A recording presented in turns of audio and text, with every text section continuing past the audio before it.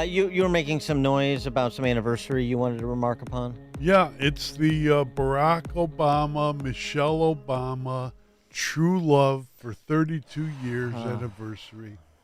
Let's go to, where did they like to go? Coco Pazzo, or where did they go? No, some Italian restaurant downtown.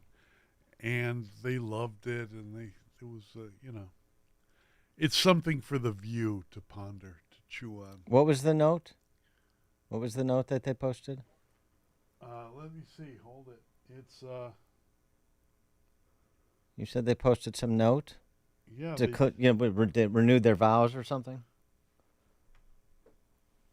They posted a note. Happy anniversary, Michelle Obama, says Barack. 32 years together, and I couldn't have asked for a better partner and friend to go through life with. And he's hugging her. I wish it was Tony Rezko. I tried to hold it. I really did. Where's Tony Rezko? He's not hugging him? I feel a lot better, actually. Ooh. That's great. Thank you for that. Uh-huh. Just checking in at the border. I know Eli Mayorkas is juggling a couple of matters right now. He's got FEMA, which is doing a bang-up job. They, as he reported 3 months ago, they stand ready and prepared for whatever may come this hurricane season. FEMA is tremendously prepared. This is what we do. This is what they do. And the key here, Rebecca, is also to make sure that the communities who are potentially impacted are prepared as well. And it's not just hurricanes and wildfires, also extreme heat, which certainly some parts of the United States are already experiencing. What you're seeing from FEMA right now, North Carolina, Georgia, Florida, Tennessee, it's just FEMA doing what it does. It's just going to do what it does, baby. Mayorkas is going to be riding up that mountain with a horse, maybe a Mustang, and whip y'all into shape like his Border Patrol agents whipped the poor Haitians trying to come across. Yeah. Oh, yeah. So he's got that base covered. And then, of course, they're doing bang-up work on border security, but for Donald Trump stopping bipartisan legislation that would have been historic and powerful and so on and so forth. This on some trouble. All right. A new DHS Inspector General report, get ready for this, has found that CBP, ICE, and TSA did not fully assess risks associated with releasing non-citizens without identification into the United States and allowing them to travel on domestic flights. Oh, really? Boy, that's interesting. So the 600,000, 425,000 convicted criminals, another couple 100,000 facing criminal charges, 400 on the FBI terrorist watch list that we know of. You don't think a proper risk assessment was done before you just willy-nilly let them roam around the country? Are you speaking Get about on a plane? The 20,000 rapists or the 15,000 murderers? Yeah, Muckraker did this very interesting 20-minute report on the 325,000 missing children. There's so many cohorts of horribles here, not the kids, obviously, themselves, but what's happening. And this was interesting. They talked to a Border Patrol guy at McAllen Airport in Texas. Here's some more of what we know to be true, but it's always nice to get the confirmation. Are a lot of the kids coming over here, are they trafficked or like what's the... Some are. I'm not gonna lie. Some are. Does that happen a lot that the kids come over here with a totally fake name? It has. Yeah? I mean, there's no way for us to verify. And so they come over here with a fake name and then they just come up with what? They just get a brand new identity. They could be anybody. Have you seen the movie? Sound of Freedom? Yeah, Sound of Freedom. Yeah, I've seen that. Yeah. Exactly like that. That shit happens. You guys get the kids coming over here with the notes that are attached to them with the addresses, right? And a lot of times those addresses lead to like a sex trafficker or something, right? That's legit. Yeah. There's a lot of shit that we can't tell. What's the issue though? Why can't you guys talk on camera?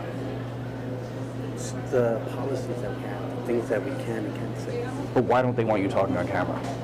Politics. Politics. what, like making the administration look bad, or? Yeah.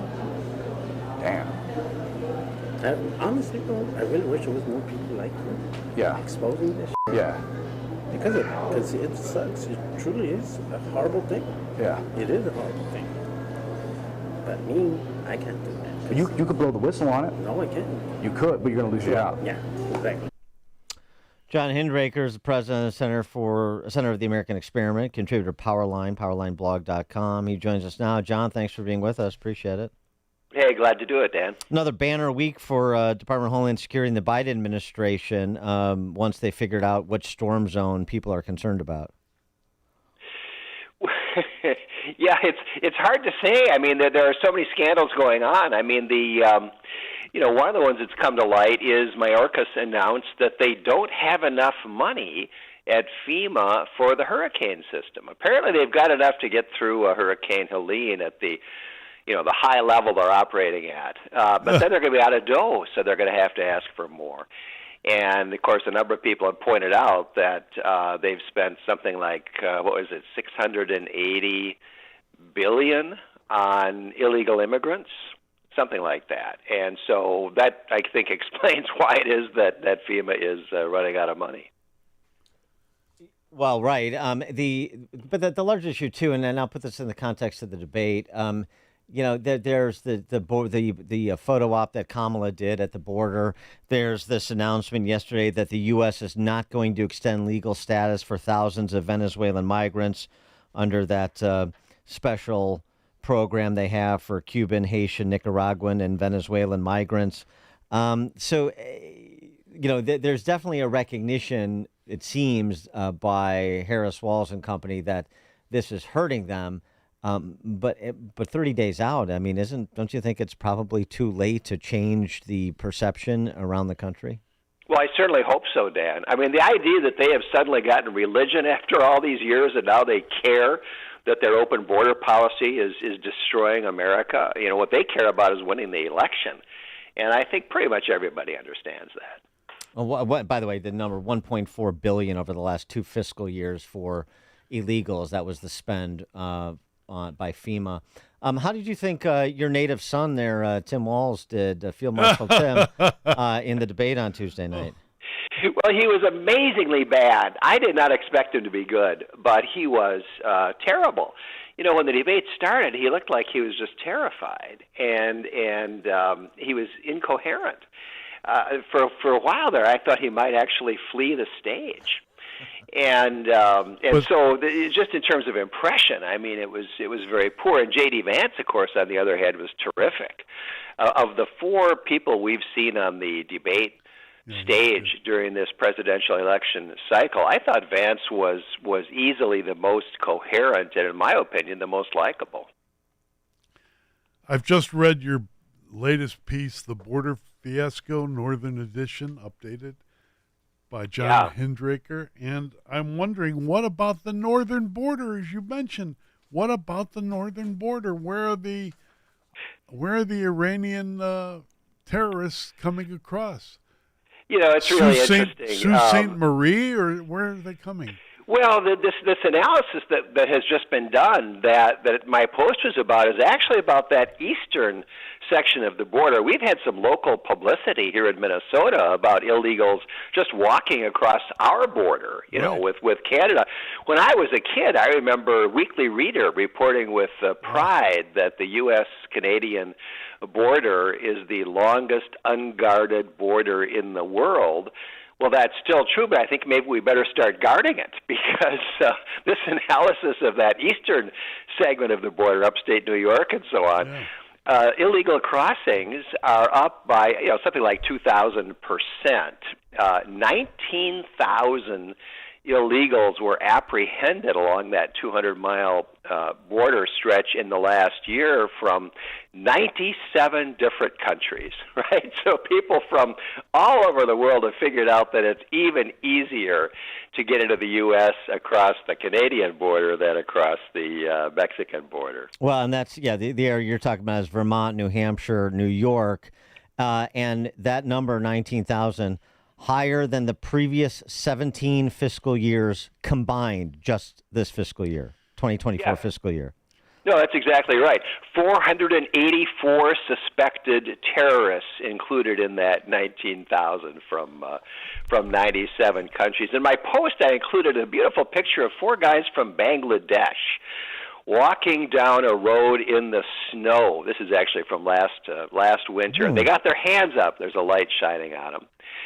And we all know the script here, right? I mean, I'm sure they were cold, and they're saying, "Where are these border guys? Come on, apprehend us. We got to get warm." And so all they got to do is just like Mexico. All they have to do is say the magic word "asylum," and boom, there you go. They're now legal per the Biden-Harris administration. They and get a free vote. Stuff. Right? They get a free vote. And by the way, if they'll get a free airplane ride to someplace in the United States where they will be put up at a hotel. North Carolina? They get to go to North Carolina for free barbecue for a week or something like that? Yeah, well, I'm not sure they're about to go to North Carolina right now. They would probably choose a different destination. But by the way, if they come to Minnesota, they can go to college for free as well as getting free health care. So, you see this picture, they're standing there with their hands in the air, hallelujah, we've been apprehended. Boy, that prose you just offered, 4 Bangladesh men with their hands up on a snowy evening. I mean, it was almost like a Robert Frost poem, stopping by the woods on a snowy evening as I illegally crossed into America. There's something there. I mean, keep working on it, John. I think there's a poet in you somewhere. We have Trump in Butler, Pennsylvania tomorrow. His triumphant return with Elon Musk in tow. It's reported. It feels to me, particularly after Tuesday night's debate, but also just structurally with the terrible, ineffective response to Hurricane Helene, these continuing problem with illegal border crossings and all the associated problems. It seems to me that momentum is on Trump's side here as we get into the last month of the campaign. I think it is, Dan. I think it's going to be very close. I mean, the polls are unbelievably close. We've never seen anything like this. Every swing state, it's tied or somebody's up by 1 or possibly 2. They're all within the margin of error. I guess what I think, Dan, is that at the end of the day, there's a lot of votes locked in on both sides, right? Most of the votes, I know how I'm going to vote. There's a lot of people on the left. Yes. But I think the people who are going to decide this election are people who are not that political, don't follow the news every day. Sometimes they vote, sometimes they don't. But this is a group of people that have been badly hurt by the inflation of the Biden-Harris administration, in many cases badly hurt by illegal immigration. And I don't think you can gaslight them. I don't think they can convince these folks that prices really aren't significantly higher. I don't think they can convince them that illegal immigration is really okay. And I think at the end of the day, those are probably the voters that are going to swing the election. When they start breaking, what will be the effect? When people, will they break before the election? I mean, in terms of polls? Because I just want to relish the panic on the left. Yeah, that would be great to see. Right. I don't know. Historically, if you look at the weekend before the election, the polls will move a little bit. There'll be a 2 or 3 point break as people make up their minds. And, the conventional wisdom is most late breakers break against the incumbent. And here, presumably, that's Kamala Harris, although the Democrats try to deny it. But again, this election is so close and the country is so polarized that I think that late break is going to be, relatively small. I can't get my mind around this exactly because there are just not enough college grads to keep Kamala in this race. It really doesn't seem to me based on these underlying numbers. And I'm not just talking about Trump's lead among non-college degreed. I'm talking about he's got, in all the polling, double the support from black voters he had 4 years ago. Rui Teixeira, writing over at the Liberal Patriot, writing about the Democrats' Hispanic problem. Trump's down 14 points, but that represents a drop for Harris as compared to Biden of 22 points as compared to 2020. Among Hispanics under 35, Harris only leads Trump by 10. That's a 34-point drop from 4 years ago. Among Latino men under 50, Trump actually leads Harris by 9. So, I mean, if Trump is so significantly overperforming among blacks and Latinos, and he's increased his spread among non-college educated, which, oh, by the way, is 60% of the electorate, I'm really starting to question some of this polling, and I'm not one who easily dismisses quality polls. It's just that the fundamentals don't really comport with the top line result. Well, I hear what you're saying, Dan. I think the problem is there's a lot of people, particularly in the suburbs that typically are swing areas, who can't stand Donald Trump. I can tell you that's true where I live here in Minnesota. Yeah. There is a huge anti-Trump vote out there. Well, we shall see. John, I'm sure we'll talk between now and then. John Hinderaker, President and Center of the American Experiment, contributor Powerline, powerlineblog.com. John, thank you as always. Great to be with you, Dan. I also wanted to thank you, Mr. Hinderaker, for occasionally running articles from johncastnews.com on the most recommended list on Powerline. And I can't thank you enough for that. Thank you, sir. All right. John Hinderaker joined us on the Turnkey.pro answer line. Hear about the big stories of the day, then talk about them right here on Chicago's Morning Answer on AM 560. The Answer. Balance of Nature's fruits and veggies supplements, changing the world one life at a time. I'm a 70-year-old man. I'm not a young guy, and I'm an ex-athlete. Well, yeah, when I was taking it, I recognized that I was feeling better, you know what I'm saying? And just mentally knowing is important also. I am a customer of you guys. I love your product. Love it, love it. Nothing but good things to say about your product. I love it. And as long as y'all are going to sell it, I'm going to take it as long as I can.